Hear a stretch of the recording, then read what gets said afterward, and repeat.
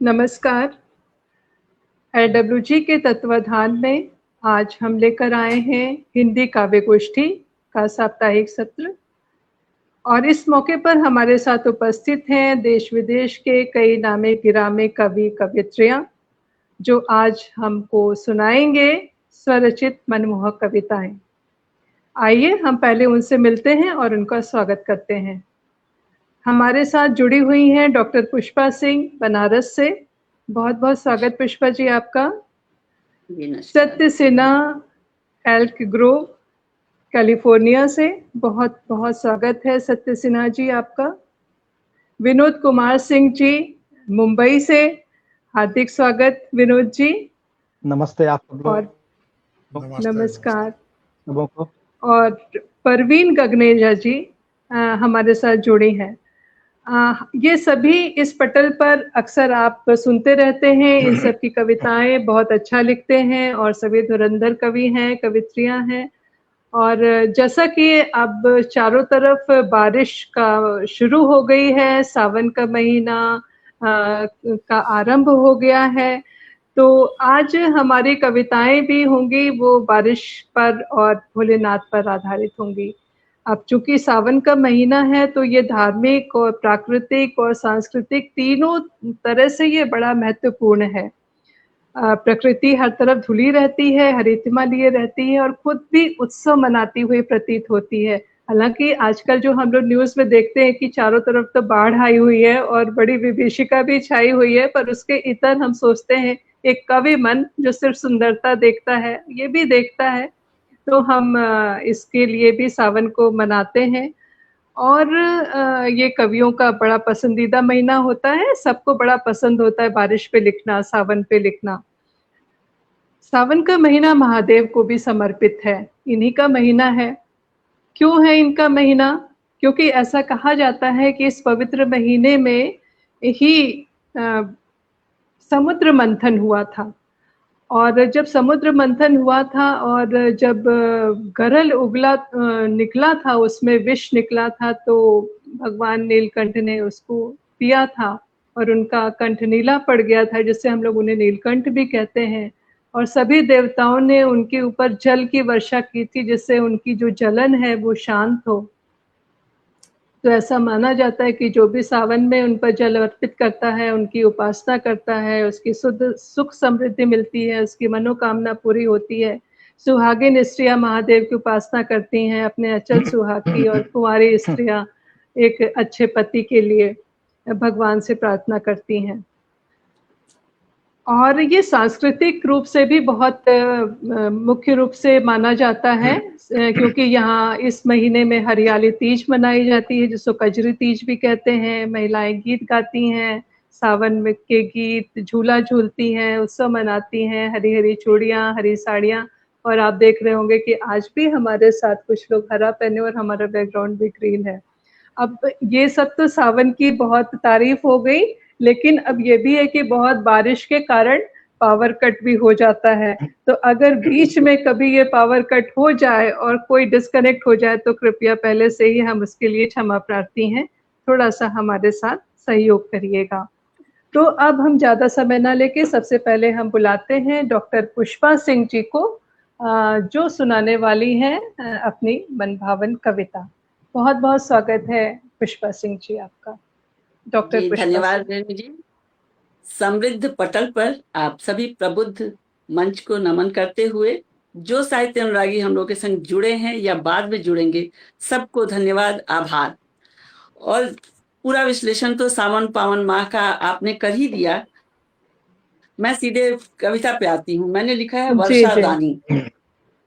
जी स्वागत। बरस रही है रिमझिम बूंदें, बरस रही हैं रिमझिम बूंदें, धरा सजी हरियाली, सोंधी खुशबू लगे सुहानी, मन मोहे मतवाली। रुंझुन बूंदे नाच रही हैं पत्तों के पोरों पर, रुंझुन बूंदे नाच रही हैं पत्तों के पोरों पर, छटा निराली सावन की अति तरुणाई जोरों पर। इतराती इठलाती वर्षा, इतराती इठलाती वर्षा, ऋतु लाई खुशहाली, और बरस रही हैं रिमझिम बूंदें, धरा सजी हरियाली। क्या बात। डाल डाल हरियाली छाई, डाल डाल हरियाली छाई, पर्ण पुलक मुस्काते, झांक रहे उड़ बादल नभ से, उमड़ घुमड़ मंडराते। मोर पपीहा तान छेड़ते, मोर पपीहा तान छेड़ते, लगती छटा निराली। और बरस रही हैं बूंदे रिमझिम, धरा सजी हरियाली। प्यासी धरती तृप्त हो चली, प्यासी धरती तृप्त हो चली, उफने ताल तलैया। खेल रहे बच्चे पानी से, गढ़ कागज की नैया। क्या बात। आह्लादित लख जल किसान सब, आह्लादित जल लख जल किसान सब, मुखमंडल पर लाली। और बरस रही हैं रिमझिम बूंदें, धरा सजी हरियाली। करे प्रतीक्षा बिरहन पिय की, करे प्रतीक्षा बिरहन पिय की, बहे अश्रु की धारा। दीप जला बैठी ओ सारे, दीप जला बैठी ओ सारे, गिनती चांद सितारा। कर 16 श्रृंगार विरहिणी, लगे सुभग घर वाली। और बरस रही हैं रिमझिम बूंदें, धरा सजी हरियाली। जी शुक्रिया, धन्यवाद। क्या बहुत बात है, बहुत खूबसूरत। और ये बढ़िया। ओसारा वर्ड बहुत दिन बाद सुनाई दिया, बड़ा अच्छा लगा सुन के। ओसारा, बाबा दादी के यहाँ जाते थे तो बरामदे को ओसारा ही कहा जाता था। आपने मैंने पुरानी लिखा याद था दिला दी। आंगन में, लेकिन जब बारिश हो रही तो आंगन में तो बैठेगी नहीं। आंगन में नहीं, ये बरामदे की बात है, तो वो ओसारा सही लिखा है आपने, अब वो फिट भी हो रहा है। जी जी, बहुत और शुक्रिया। बड़ा अच्छा देखिए वर्णन क्या था, शब्द। बहुत खूबसूरत कविता थी। और आपने बिल्कुल जैसे प्राकृतिक छटा इस समय बारिश में होती है, घनघोर घने बादल जब बरसते हैं और बूंदों की छमछम जब होती है, एक लड़ी सी बनती है, तो कितना सुंदर लगता है। आपने बहुत सुंदर कविता सुनाई पुष्पा जी, बहुत शुक्रिया, खूबसूरत। धन्यवाद। और अब हम बुलाते हैं सत्य सिन्हा जी को, जो हमारे साथ कैलिफोर्निया से जुड़े हैं। पिछले 2 वर्षों से वो लिख रहे हैं और हमें बहुत अच्छा लगता है कि वहाँ बैठ के कोई हिंदी साहित्य के प्रति इतना उदार है और वो लिख रहे हैं, और कविताएं हमारे पटल पर हमारे साथ जुड़े हैं आज, और हमको सुनाने के लिए आज यहाँ उपस्थित हुए हैं। बहुत बहुत स्वागत है सत्य सिन्हा जी आपका। जी सत्य जी, आप अनम्यूट कर लें अपने को, आपकी आवाज नहीं आ रही है। धन्यवाद जी रेनी जी। हाँ, आए जी जी। अभी आवाज? हाँ जी, सुनाए, हम सुन पा रहे हैं आपको। धन्यवाद और आप सबों को मेरा नमस्कार। और जैसा कि आप लिखने की कोशिश करता हूं मैं, और मेरे इस प्रयास का शीर्षक है सावन अब आने को है। तो मैंने कोशिश की है कि सावन पे कुछ लिखूं, और जैसा मैंने कहा जी इसका शीर्षक है सावन अब आने को है। उमस कुछ जी और बढ़ चली है, अब कुछ हलचल सी है। उमस अब कुछ और बढ़ चली है, कुछ हलचल सी है। आषाढ़ ने नजरें फेर ली, सुन सुन के थक गया है ये गर्मियों का मौसम। मेरी शिकायतें सुन सुन के थक गया है ये गर्मियों का मौसम। कहा जो बाकी बचा है उसी से कहना सावन अब आने को है। सूखी तपी ये जमी भी शायद कुछ उम्मीद लिए बैठी है। सूखी तपी ये जमी भी शायद कुछ उम्मीद लिए बैठी है। उसकी पेशानी को बूंदें चूमेंगी सावन अब आने को। सुना है शाखों के पत्तों में भी कुछ सुगबुगी होने लगी है। सुना है शाखों के पत्तों में भी कुछ सुगबुगी होने लगी है। सूखे बदन की तपन कम होगी सावन अब आने को। पेड़ों पे झूले लगे, फिजाओं में कई गीत अब घुलने लगे। पेड़ों पे झूले लगे, फिजाओं में कई गीत अब घुलने लगे हैं। ये मंजर चुपके से यही कहता है सावन अब आने। पापों को धोने मैं कुंभ महाकुंभ की राह तकता ही नहीं। पापों को धोने मैं कुंभ महाकुंभ की राह तकता ही नहीं। प्रक्षालन की अब तैयारी है, सुना सावन अब आने को है। क्या बात है। मायूस हूं ये बदसलूकी बदअमली और कब तक देखूं। मायूस हूं ये बदसलूकी बदअमली और कब तक देखूं। आएगा हलाहल वो फिर पिएगा, सावन अब आने को है। अपनी बेमानी क्या इसरारों को आओ ताक पर धराएं अहमक। अपनी बेमानी इसरारों को आओ ताक पर धराएं अहमक। चलो कुछ खैर मकदम तो करें, सुना सावन अब आने को। हाँ, बहुत बढ़िया। बहुत खूबसूरत।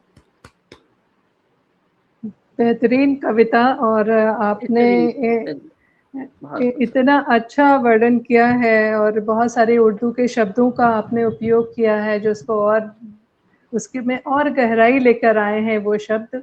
बहुत अच्छी कविता थी आपकी। सावन आने को है हलाहल को फिर पिएगा।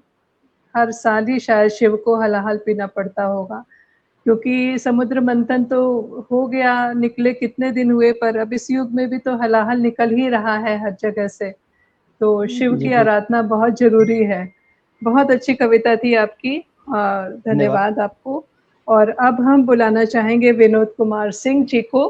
बहुत अच्छा लिखते हैं, इस पटल के जाने माने नाम है और मुंबई से हमारे साथ जुड़े हुए हैं। आपने तो अभी सुनाया कि सावन आने को है, पर मुंबई बाढ़ ग्रस्त हो चुका है। तो बिल्कुल सही है। तो विनोद जी नमस्ते आप क्या मैडम। सुनाने वाले हैं जी। हाँ, पूरी स्वागत है। जो हमारे मंच पर जितने भी हमारे कविगण साथी हैं सबको नमस्कार। तो जैसा कि टॉपिक दिया गया था कि भोले बाबा और सावन दोनों को मिला के सुनाना है, तो कविता को उसी तरह से मिल करके कुछ टूटे फूटे शब्दों में आज ही लिखा है, तो वही सुनाने की कोशिश कर रहे हैं। स्वागत। एक उम्मीद है सावन की घटा छाई है, एक उम्मीद है सावन की घटा छाई है। शिव की नगरी में भक्तों की भीड़ आई है, शिव की नगरी में भक्तों की भीड़ आई है। कोई कहे भोले और कोई शिव में है काशी, कोई कहे भोले और शिव में है काशी। वो तो घट घट में है और है अविनाशी, वो तो घट घट में है और है अविनाशी। कोई निराकार कहे जग का तारनहारी, बनते हैं दुनिया को सब का वही उपकारी, वही उपकारी। सभी ताप को हरने वाले त्रिशूलधारी, हलाहल की पीकर बने हैं हितकारी, हलाहल पीकर बने हैं हितकारी। बारिश में भीग कर आते हैं आने वाले, उनकी महिमा बहुत है उनकी बलिहारी। वो है महाकाल काल की धारा, वो सब में है और जग उनमें है सारा, वो सब में है और जग उनमें है सारा। बहती है जिसके सर से गंग की धारा, शब्द उनसे ही है अर्थ भी सारा, शब्द उनसे ही है अर्थ भी सारा। है ज्योति की माला बिखरती घट घट में, कहीं है विश्वनाथ जटा जूटधारी। महाकाल है जिसकी छटा न्यारी, एक ओंकार अब तेरा ही, एक ओंकार अब तेरा ही एक सहारा है। तू सब में है और सारा जग तुम्हारा है, तू सब में है और सारा जग तुम्हारा है। तुम्हारा बहुत सही, बहुत सही। तो सब में है और सारा जग तुम्हारा है। सारा जग तुम्हारा और हम भी उनके महादेव के। बहुत बढ़िया कविता थी। और टूटे फूटे शब्द तो नहीं थे, बड़े समृद्ध शब्द थे और बहुत अच्छी कविता लिखी थी आपने और उतने ही अच्छे ढंग से आपने सुनाई भी जी। और अब हम आमंत्रित करते हैं परवीन गगनेजा जी को। और आप भी बहुत अच्छा लिखती हैं, इस पटल की पुरानी सदस्य हैं, अक्सर आप इनको सुनते हैं यहाँ पर और अन्य स्थानों पर। बहुत बहुत स्वागत है परवीन जी आपका। हम उत्सुक हैं आपकी कविता सुनने के लिए। मंच को नमन, नीलम जी को मेरा प्यार भरा नमस्कार, साथ जुड़े हुए जितने भी श्रोतागण हैं उनको भी मेरा नमस्कार। तो मेरी कविता सावन को लेकर है। खिड़की से झांकते हुए बारिश की बूंदों को गिरते देखा, याद आ रहे थे वे बीते हुए दिन, बड़े बड़े सपने, आगे बढ़ने की होड़, पहली बार जब पंख फैलाना सीखा था, घर के बाहर पहला कदम उठाया था, गाड़ी सर पर दौड़ रही थी। ये गाड़ी है जीवन की गाड़ी, उसी के साथ दौड़ते चले जा रहे थे कुछ सपने, कुछ उम्मीदें, कुछ आशाएं। बड़ी दिलकश होती है ये बारिश। घर पहुंचने पर कई एहसास जगाती है। चाय की सुगंध, पकौड़ों की खुशबू तन मन को आनंदित कर देती है। वर्षों पुराने कथा किस्से सुना जाती है, अपनों की याद दिलाती है। माँ की लोरी सी कभी कभी हमसे लिपट जाती है। उसी के साथ बुने जा रहे थे कुछ सपने, कुछ उम्मीदें, कुछ आशाएं। जीवन भी तो दौड़ रहा, ये सब हम क्यों भूल गए। भूली बिसरी यादें बचपन की इस बारिश में क्यों बार बार रुलाती हैं।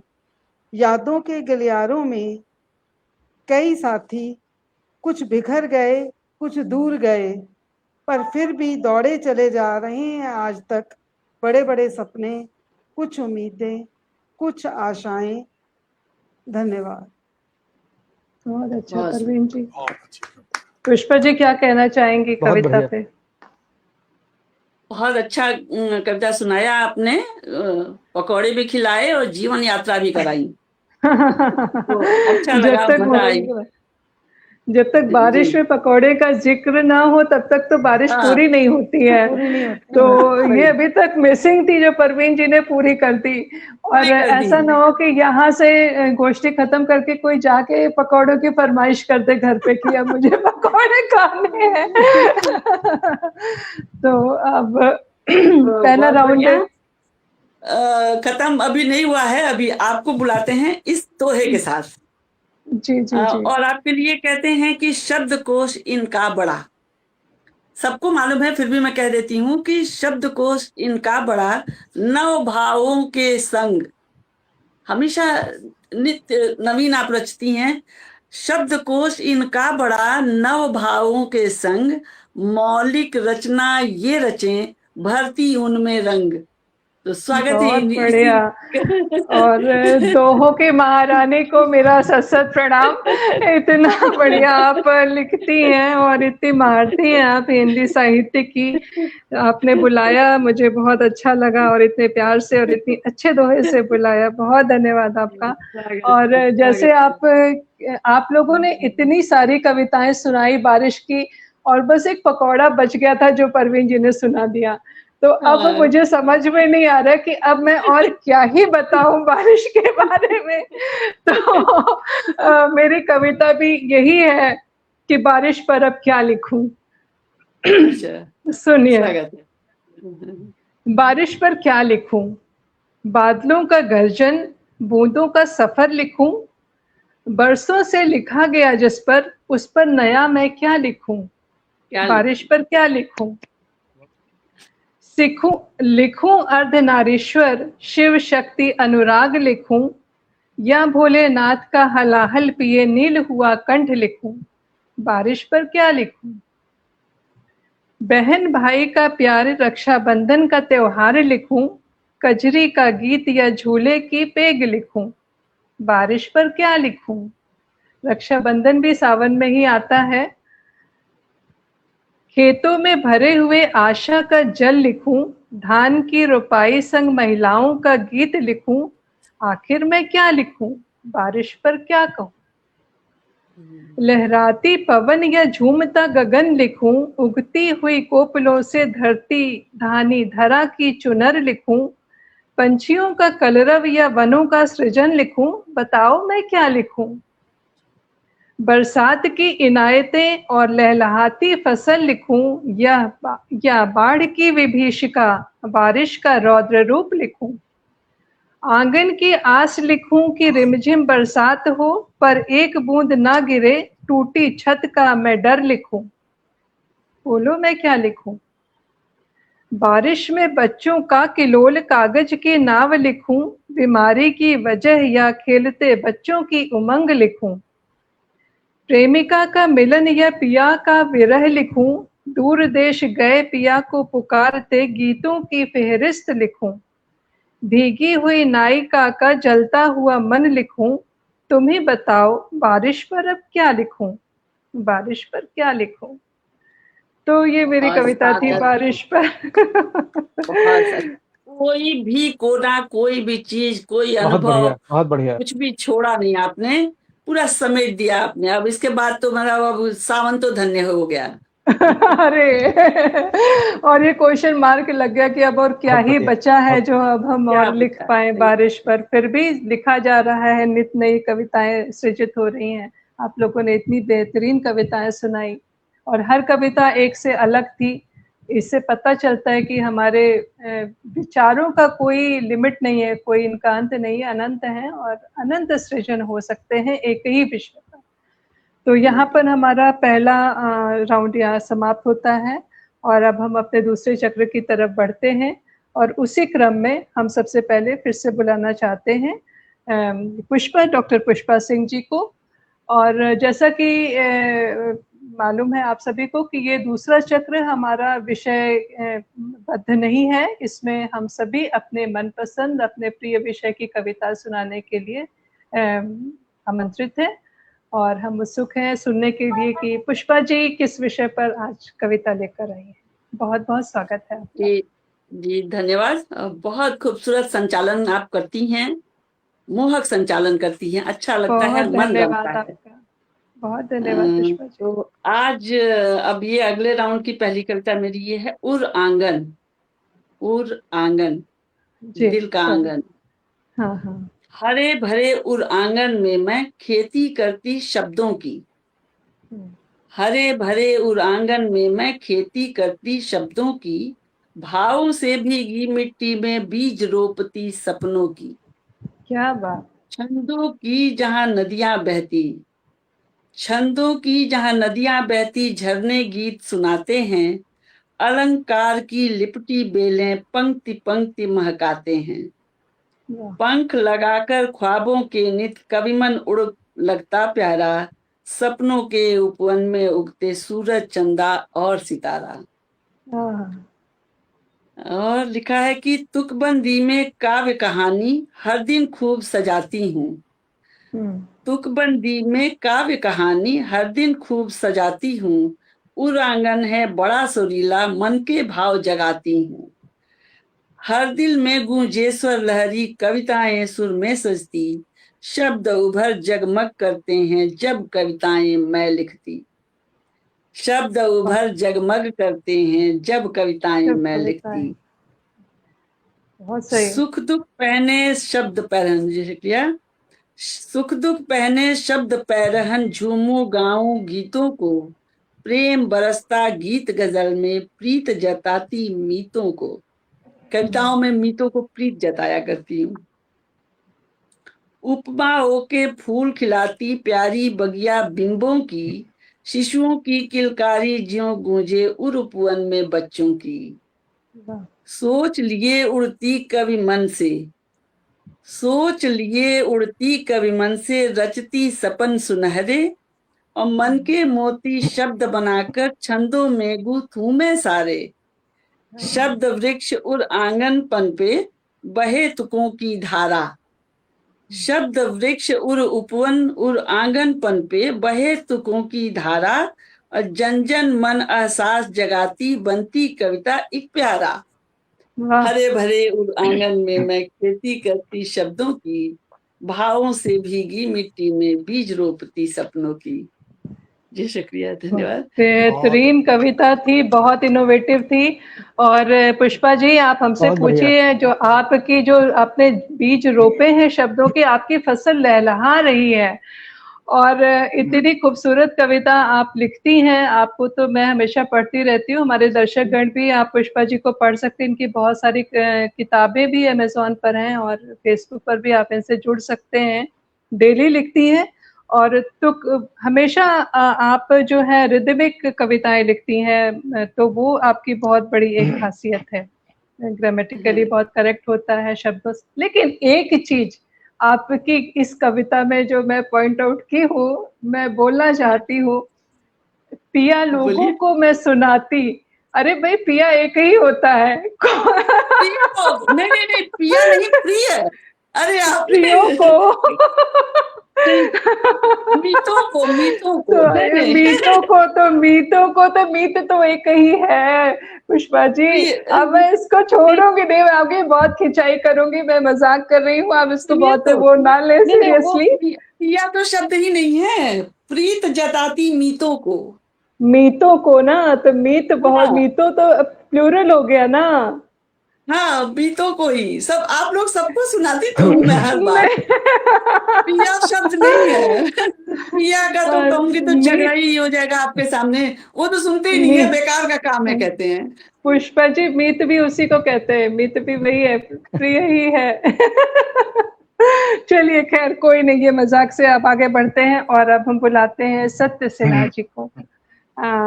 सत्य सिन्हा जी, आप किस विषय पर अपनी कविता लेकर आए हैं आज? मेरे इस प्रयास का शीर्षक है तो शिकायत करना। अच्छा। ये मेरा एक वार्तालाप है किसी से, और मेरी गुजारिश है कि भाई करना, तू इधर आए और पलके न बिछा दे तो शिकायत करना। तू इधर आए और पलके न बिछा दे तो शिकायत करना। चल हमें कभी परख तो सही, तेरी हसरत भी रह जाएगी। चल हमें कभी परख तो सही, तेरी हसरत भी रह जाएगी। कोई नुक्स या कोई ऐब नजर आए तो शिकायत। कुछ मांग के अब देख भी ले, हम तो दामन बिछाए बैठे हैं। कुछ मांग के अब देख भी ले, हम तो दामन बिछाए बैठे हैं। अपना सब कुछ तुझे अता न करें तो शिकायत करना। माना नजरें धुंधली हैं और दिल के धड़कने भी हैं पाया। माना नजरें धुंधली हैं और दिल के धड़कने भी हैं पाया। खनकती पाजेब की परस्तिश न करें तो शिकायत करना। जमीन से उठा के तुझे तो कब का चांद पे धराए हैं हम। जमीन से उठा के तुझे तो कब का चांद पे धराए हैं हम। अब हुस्न जाना तेरी इबादत न करें तो शिकायत करना। अब आहू चश्म की मोहब्बत पे फिदा रहे तो रहे ये जमाना। अब आहू चश्म की मोहब्बत पे फिदा रहे तो रहे ये जमाना। चश्मे जाना तुझे जीने का सबब न कहें तो शिकायत। तेरे आसपास साए की तरह तेरे साथ ही तो चला करते हैं हम। तेरे आसपास की तरह तेरे साथी तो चला करते हैं हम। सूरज की बाहों में न झुलस जाए पाने को तुझे तो शिकायत करना। तूने कुछ कहा था शायद और मेरी वफा की भी कुछ उम्मीदें हैं। तूने कुछ कहा था शायद और मेरी वफा की भी कुछ उम्मीदें हैं। अपने पैमा से हम जो मुकर जाएं कभी तो शिकायत करना। जिंदगी सादा है, सादा ही रहने दे इसे, इसके गम न झेल पाएंगे। जिंदगी सादा है, सादा ही रहने दे इसे, इसके गम न झेल पाएंगे। तुझसे तेरी तरदीदात जो संभालने को कहें तो शिकायत करना। तू अलग है, हम अलग हैं, तेरा मिजाज है और अपने भी हैं रवैये। तू अलग है, हम अलग हैं, तेरा मिजाज है और अपने भी हैं रवैये। हमें भाता नहीं शिकायत करना, तुझे भाता है गर तो शिकायत करना। क्या बात। अब तुझे तो याद है, अब तुझे तो याद है, तेरी हर बात को सर आंखों पे उठाया है हमने। अब तुझे तो याद है, तेरी हर बात को सर आंखों पे उठाया है हमने। तू भी मान ले बात अहमक की और अब तू छोड़ दे शिकायत। धन्यवाद। बहुत बढ़िया कविता थी। और आपके मित्र जुड़े हुए हैं आज, अनिल वाजपेयी जी, और वो लिख रहे हैं कि इस खूबसूरत रचना से क्या शिकायत हो सकती है। और बहुत खूबसूरत कविता आपने सुनाई, और सच में इतना जो करे तो उससे क्या ही शिकायत होगा। क्यों पुष्पा जी, क्या कहती हैं? फिर तो कोई क्या ही शिकायत करेगा। और आपने याद दिलाया, मैंने तो उनके लिए कुछ नहीं लिखा, लेकिन ये अपने बेटर हाफ के लिए ही शायद, कितना बढ़िया इन्होंने इतना साथ निभाएगा तो क्यों कुछ शिकायत करेगा। बिल्कुल कोई शिकायत आपका करेगा। सर्वोत्तम प्रयास है, सर्वोत्तम प्रयास। जी और धन्यवाद। हमारे साथ नित्या भी जुड़ी हुई हैं, वो भी कमेंट्स कर रही हैं और सभी की कविताओं की तारीफ कर रही हैं। सारा भी जुड़ी थी और सभी दर्शकों का बहुत-बहुत स्वागत और बहुत धन्यवाद जो हमें सुन रहे हैं और लगातार अपने कमेंट्स दे रहे हैं। आगे भी जो हमको सुनेंगे उनका भी हम धन्यवाद करते हैं। और इस श्रृंखला को आगे बढ़ाते हुए अब हम बुलाना चाहेंगे विनोद सिंह जी को। विनोद जी, हम उत्सुक हैं आपकी कविता सुनने के लिए और आप किस विषय पर आज हमें सुनाने वाले हैं अपनी कविता। बहुत-बहुत स्वागत आपका। मैडम, स्वतंत्रता दिवस आ रहा है, तो जी, स्वतंत्रता दिवस को आज की पीढ़ी हमसे क्या जी। प्रश्न पूछ रही है, हाँ, इसी पे हाँ। ये कविता है। जी। कविता का शीर्षक है प्रश्न। हुँ, मेरे बच्चे ने एक बार फिर वही प्रश्न दोहराया, मेरे हुँ, बच्चे ने एक बार फिर वही प्रश्न दोहराया, अमर शहीदों के बलिदानों की हमने क्या कीमत पाया, अमर शहीदों के बलिदानों की हमने क्या कीमत पाया।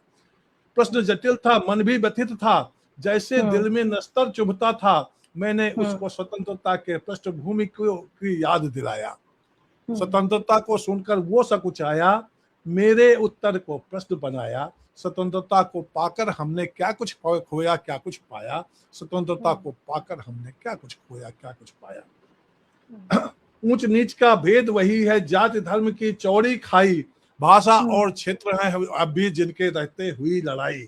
दंगे अब भी होते रहते, भेदभाव हम अब भी सहते, अब भी दिलों में आग लगी है, वही गरीबों की हालत है। अब भी दिलों में आग लगी है, वही गरीबों की हालत है। अब तक हमने बहुत सुनी है लंबी चौड़ी काफी बातें, तुम ही बताओ अपने बल पर तुमने भारत का क्या इतिहास बनाया। तुम ही बताओ अपने बल पर तुमने भारत का क्या इतिहास बनाया। भारत के लंबे अतीत से तुमने क्या सीखा और क्या पाया। क्या इस देश को खाली तुमने अपनी एक जागीर बनाया। जब जैसा हो वैसा लूटा, स्वार्थ के खातिर लूट मचाया, स्वार्थ के खातिर लूट मचाया। तुम ही बताओ अब क्या दोगे हमें विरासत में करने को। तुम ही बताओ अब क्या दोगे हमें विरासत में करने को। शायद कुछ कर्जे भरने को और हरे घाव फिर लड़ने को। शायद कुछ कर्जे भरने को और हरे घाव फिर लड़ने को। बातें सुनकर बातें सुनकर फिर बच्चे की मेरी आंखों में आंसू आया। दिल के दर्दों को छुपा छुपा कर मैंने धीरे से ये समझाया। आशीर्वाद एक बाकी है जिसे विरासत में हमने पाया, और दुआ के साथ मैं दूंगा, ईश्वर ने बस यही सिखाया, गुरुओं ने बस यही सिखाया। आशीर्वाद कुछ बाकी, दिल के दर्दों को छुपा छुपा कर मैंने धीरे से ये समझाया। आशीर्वाद एक बाकी है जिसे विरासत में हमने पाया, और दुआ के साथ में दूंगा, गुरुओं ने बस यही सिखाया, गुरुओं ने बस यही सिखाया। धन्यवाद। बहुत सुंदर, बहुत सुंदर। आपने बहुत अच्छी कविता लिखी है, प्रस्तुति बहुत अच्छी की, लेकिन इसके विचारों से मैं सहमत नहीं हूँ। और ऐसा नहीं है कि भारत ने कुछ नहीं किया, भारत इस समय शीर्ष पर है और बहुत तरक्की किया है और नहीं, हम ठीक। बहुत बहुत कुछ दे के जाएंगे अपनी आने वाली नस्लों को। और हाँ। चूंकि विश्व बना ही है अच्छाई और बुराई से, तो आप कभी ऐसा नहीं होगा, किसी काल में नहीं होगा कि अच्छा बुराई खत्म हो जाए एकदम से। दोनों का समांतर वर्चस्व रहता है और वो हमेशा रहेगा। तो पॉजिटिव रहना चाहिए। और जिसने गुलामी नहीं देखी वो स्वतंत्रता की कीमत नहीं समझेगा। ये बात सही है कि हम लोग नहीं जानते इतना कि उस समय क्या विभीषिका रही होगी और जनता क्या-क्या सहती होगी। अब नहीं, हम सही बात, ये भी बात आजाद सही देश है। के नागरिक दोनों ही हैं, तो पहलू इस तरह के आजादी हैं, की नो डाउट। हमेशा इच्छा, हमेशा उसकी मतलब उसको गर्व करना चाहिए इस बात पर, क्या पाया, और ये हमारी आजादी को कभी भी निर्मूल नहीं साबित करना चाहिए। तो बहरहाल अब कवि की इच्छा पे अपनी कविता होती है और आपने अपनी विचार प्रस्तुत किए। बहुत अच्छा लगा आपका विचार सुन के। और अब हम आगे बढ़ते हैं और बुलाते हैं परवीन गगनेजा जी को। परवीन जी, बताएं अब आप क्या सुनाने वाली हैं हम सबको। जी। पहले तो मैंने सोचा था किसी और कविता के लिए, तो देशभक्ति की जी। कविता सुनकर विनोद जी की, तो मैंने भी सोचा हाँ। कि मैं उसी विषय को लेकर कविता सुना रही हूँ आपको। तो आज अभी 15 मैं अगस्त। सैनिक भाइयों पर कविता जी। अपनी लिखी हुई वह हाँ। सुना रही हूँ। जो सारा जी। जीवन देश की सेवा में समर्पित कर देते हैं, शहीद हो जाते हैं कई बार, और उनके परिवार की क्या स्थिति होती है। तो मेरी कविता का विषय है शहीद की माँ, जो बावरी हुई अपने आप ही अपने शब्दों के द्वारा अपने बेटे के बलिदान को याद कर रही है। जी। उसी को लेकर कविता है।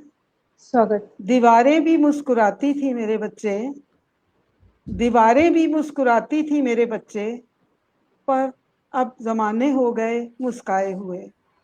जिंदगी खूबसूरत थी जब तू आस पास था, दरो दीवार खुशनुमा हो जाते थे, मूक दीवार भी खिलखिला जाती थी, घर आंगन खिलखिल जाता था। याद है तुझे?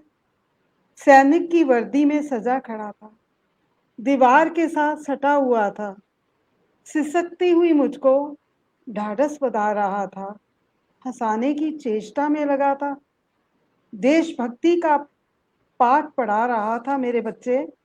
माँ का मन था, रोना आ रहा था मुझे तुझे जाते देख।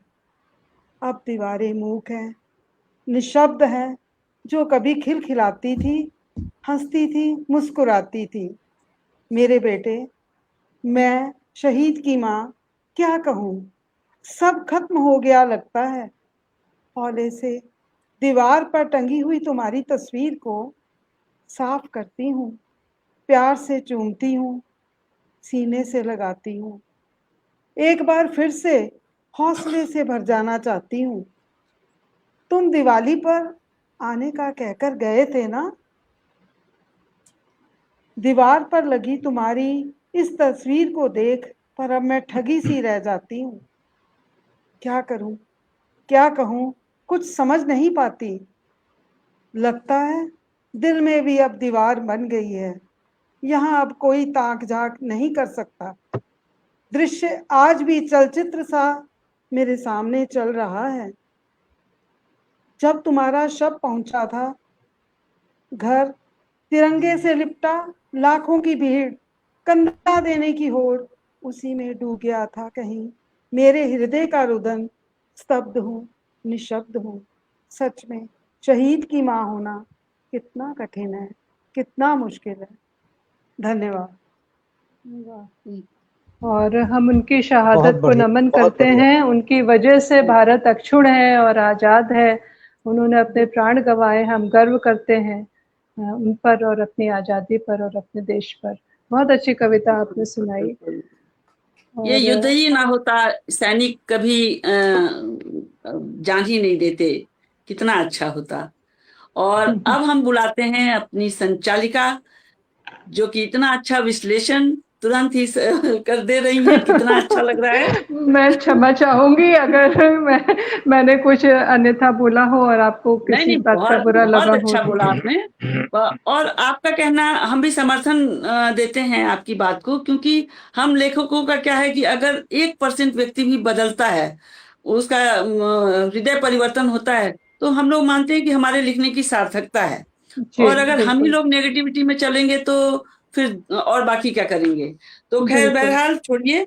और अब हम इनको बुलाते हैं ये कहकर कि शब्दों के बागान में आई रेनू आज, माफ कीजिएगा जी नहीं लगाए हैं, शब्दों के बागान में आई रेनू आज, और कली खिल गई बाग में भंवर हुए सरताज। क्या बात है। वाह स्वागत वाह है वाह, रेनू जी आपका। बहुत धन्यवाद। और रेनू ही बुलाइए, जी लगाने की कतई जरूरत नहीं है। मैं इतनी महान नहीं हूँ कि मुझ में जी लगाया जाए। तो बहुत अच्छा शब्दों को लगता है और बढ़ाना बड़ा पड़ता है गिनती के संग। नहीं जी मत लगाइए, मैं ये कह रही हूँ।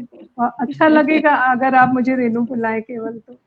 तो मैं अपनी कविता प्रस्तुत करती हूँ आभार के साथ प्यारी पुष्पा जी का, इतने प्यारे शब्दों से मुझे आमंत्रित करती हैं आप। बहुत धन्यवाद, बहुत अच्छा लगता है मुझे। तो मेरी ये छोटी सी कविता है। जीवन व्यूह जैसा हर इंसान फंसा हुआ है, जीवन व्यूह जैसा हर इंसान फंसा हुआ है, तिलस्म तेरी माया का चहुओर फैला हुआ है। तुझ सा ही सरल संसार, तुझ सा ही गहन ये, तुझसा ही सरल संसार, तुझसा ही गहन ये, उजागर हुआ जितना उतना ही छुपा हुआ है। उजागर हुआ जितना उतना ही छुपा हुआ है। एक तू ही नीलकंठ नहीं और भी है इस धरा पर। एक तू ही नीलकंठ नहीं और भी है इस धरा पर। तेरी कायनात में विषपान किसने नहीं किया है। तेरी कायनात में विषपान किसने नहीं किया है। यह जिंदगी किसके लिए आसान रही है कभी। ये जिंदगी किसके लिए आसान रही कभी। पल पल इम्तिहान यहाँ किसने नहीं दिया है। पल पल इम्तिहान यहाँ किसने नहीं दिया है। ये भी नहीं है कि सिर्फ कांटे ही हैं बिछे हुए। ये भी नहीं है कि सिर्फ कांटे ही हैं बिछे हुए। फूलों के गलीचों पर भी कौन है जो नहीं चला है। फूलों के बगीचों पर भी कौन है जो नहीं चला है। सुख दुख से मिलकर ही बनता है ये तेरा संसार। ताना और बाना एक ही रंग से नहीं बना है। ताना और बाना एक ही रंग से नहीं बना है। प्रेम की मदहोशी में झूमा है हर वो शख्स यहाँ। हिज्र के आंसू जिसने भी यहाँ पिया है। रात के साथ दिन का हमेशा ही तारतम्य रहा। अंधेरों के आगे रोशनी ना हो ऐसा कब हुआ है। उड़ती है रेत मीलों पसरा है सहरा जहां। लहलहाता समंदर था कभी धरती देती निशान है। और ये अंतिम है। अलौकिक अप्रतिम अद्भुत है संसार ये। देखते हो किस नजर से वैसा बयां हुआ है। क्या बात। देखते हो किस नजर से वैसा बयां हुआ है।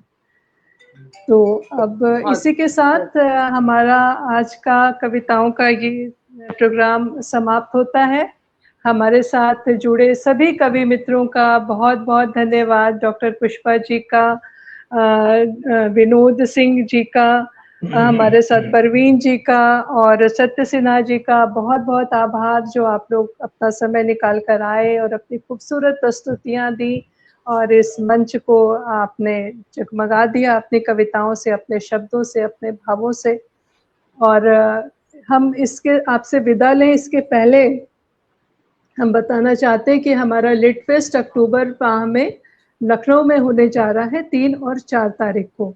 ये 2 दिन का प्रोग्राम होगा जिसमें हम कविताएं सुनाएंगे, किताबों का बुक लॉन्च होगा, परिचर्चा भी होगी, सांस्कृतिक कार्यक्रम भी रहेंगे और बहुत सारे प्रोग्राम रहेंगे जो सुबह से लेकर शाम तक चलते रहें।